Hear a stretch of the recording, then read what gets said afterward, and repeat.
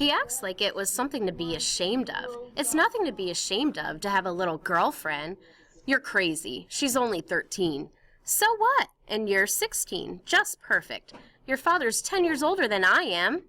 I warn you, Mr. Frank, if this war lasts much longer, we're going to be related, and then...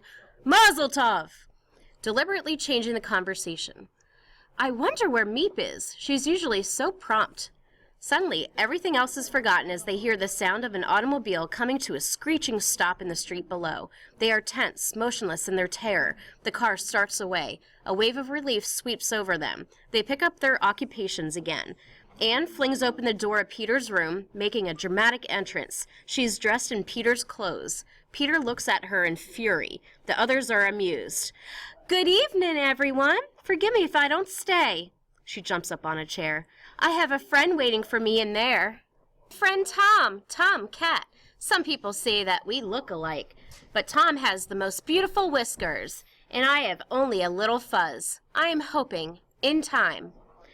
All right, Mrs. Quack Quack. Outrage jumping down. Peter!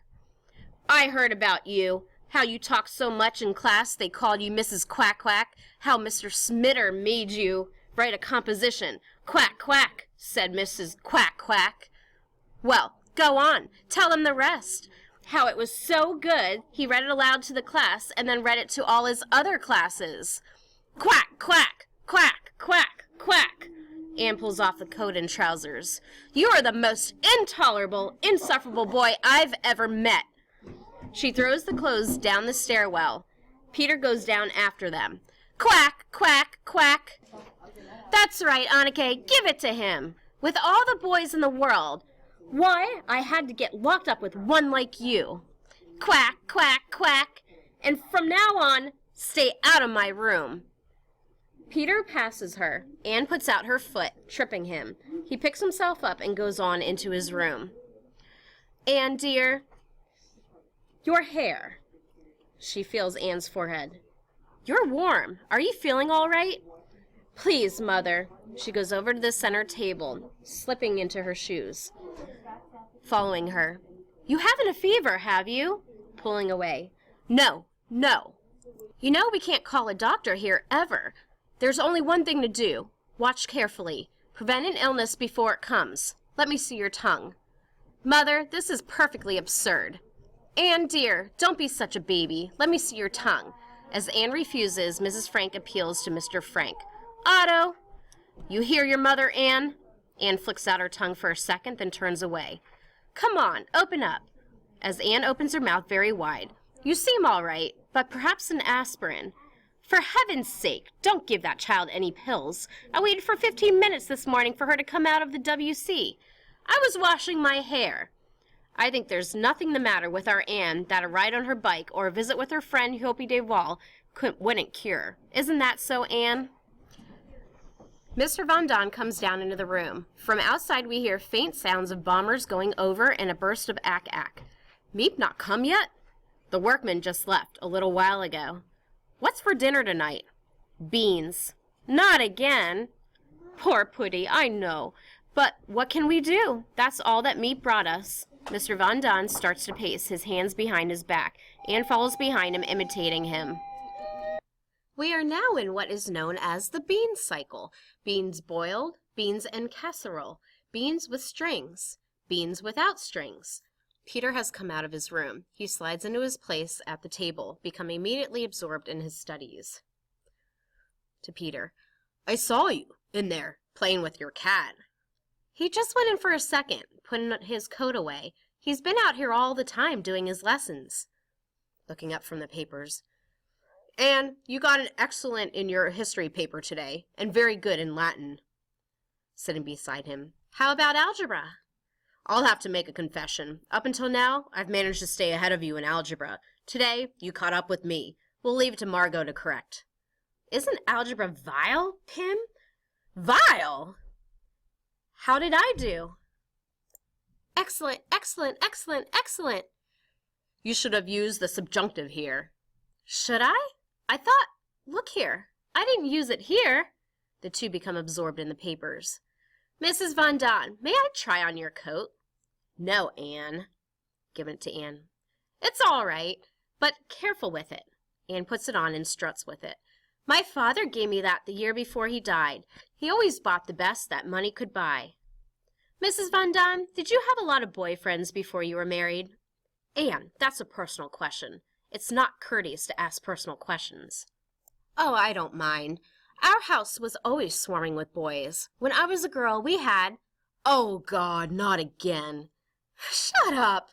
Without a pause to Anne, Mr. Van Daan mimics Mrs. Van Daan, speaking the first few words in unison with her. One summer, we had a big house in Hilversum. The boys came buzzing round like bees around a jam pot, and when I was 16, we were wearing our skirts very short those days, and I had good-looking legs. She pulls up her skirt, going to Mr. Frank. I still have 'em. I may not be as pretty as I used to be, but I still have my legs. How about it, Mr. Frank? All right, we see them. I'm not asking you, I'm asking Mr. Frank.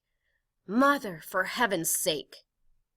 Oh, I embarrass you, do I? Well, I just hope the girl you marry has as good. Then to Anne, my father used to worry about me, with so many boys hanging round. He told me, if any of them gets fresh, you say to him, remember, Mr. So-and-so, remember I'm a lady. Remember, Mr. So-and-so, remember I'm a lady. She gives Mrs. Van Daan her coat. Look at you, talking that way in front of her. Don't you know she puts it all down in that diary? So, if she does, I'm only telling the truth. Anne stretches out, putting her ear to the floor, listening to what is going on below. The sound of the bombers fades away. Mrs. Frank setting the table. Would you mind, Peter, if I moved you over to the couch?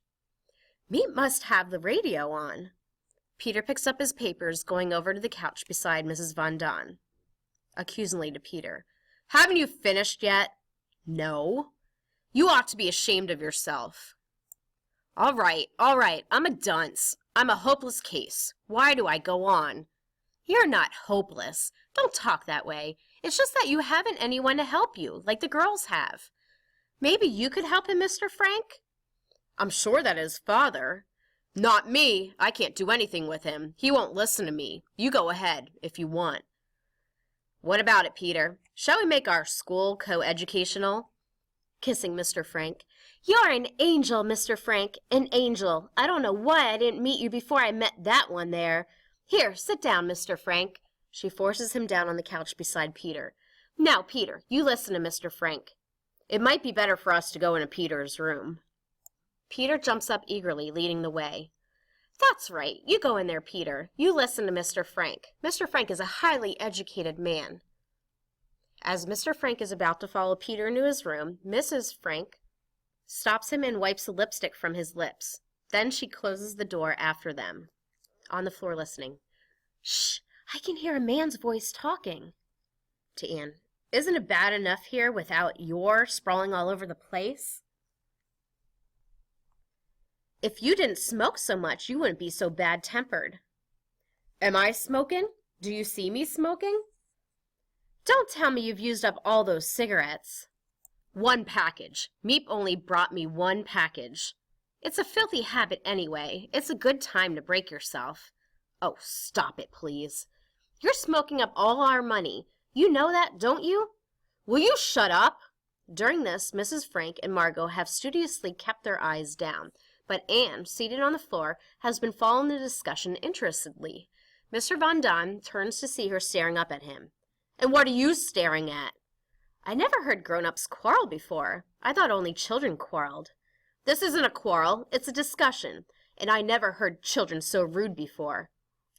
I? Rude? Yes. Anne, will you get me my knitting? Anne goes to get it. I must remember when Meep comes to ask her to bring me some more wool. Margot, going to her room. I need some hairpins and some soap. I made a list. She goes into her bedroom to get the list. Have you some library books for Meep when she comes? It's a wonder that Meep has a life of her own, the way we make her run errands for us. Please, Meep, get me some starch. Please take my hair out and have it cut. Tell me all the latest news, Meep. She goes over, kneeling on the couch beside Mrs. Van Daan. Did you know she was engaged? His name is Dirk, and Meep's afraid the Nazis will ship him off to Germany to work in one of their war plants. That's what they're doing with some of the young Dutchmen. They pick them up off the streets. Don't you ever get tired of talking? Suppose you try keeping still for 5 minutes. Just 5 minutes. He starts to pace again. Again, Anne follows him, mimicking him. Mrs. Frank jumps up and takes her by the arm up to the sink and gives her a glass of milk. Come here, Anne. It's time for your glass of milk. Talk, talk, talk. I never heard such a child. Where is my... Every evening it's the same talk, talk, talk. He looks around. Where is my... What are you looking for? My pipe. Have you seen my pipe? What good's a pipe? You haven't got any tobacco. At least I'll have something to hold in my mouth. Opening Margot's bedroom door. Margot, have you seen my pipe? It was on the table last night. Anne puts her glass of milk on the table and picks up his pipe, hiding it behind her back. I know. Anne, did you see my pipe? Anne! Anne, Mr. Von Dunn is speaking to you. Am I allowed to talk now? Oh, you're the most aggravating. The trouble with you is you've been spoiled. What you need is a good old-fashioned spanking. Remember, Mr. So-and-so. Remember, I'm a lady. She thrusts the pipe into his mouth, then picks up her glass of milk. He's restraining himself with difficulty. Why aren't you nice and quiet like your sister Margot? Why do you have to show off all the time? Let me give you a little advice, young lady. Men don't like that kind of thing in a girl. You know that? A man likes a girl who'll listen to him once in a while. A domestic girl who'll keep her house shining for her husband, who loves to cook and sew and... I'd cut my throat first. I'd open my veins. I'm going to be remarkable. I'm going to Paris. Paris! To study music and art. Yeah. I'm going to be a famous dancer or singer, or something wonderful. She makes a wide gesture, spilling the glass of milk on the fur coat in Mrs. Von Dunn's lap. Margot rushes quickly over with a towel. Anne tries to brush the milk off with her skirt. Now look what you've done, you clumsy little fool. My beautiful fur coat my father gave me. I'm so sorry. What do you care? It isn't yours. So go on, ruin it. Do you know what that coat cost? Do you? And now look at it. Look at it. I'm very, very sorry. I could kill you for this. I could just kill you. Mrs. Von Dunn goes up the stairs, clutching the coat. Mr. Von Dunn starts after her. Petronella. Le-Fay, come back. The supper, come back. Anne, you must not behave in that way. It was an accident. Anyone can have an accident.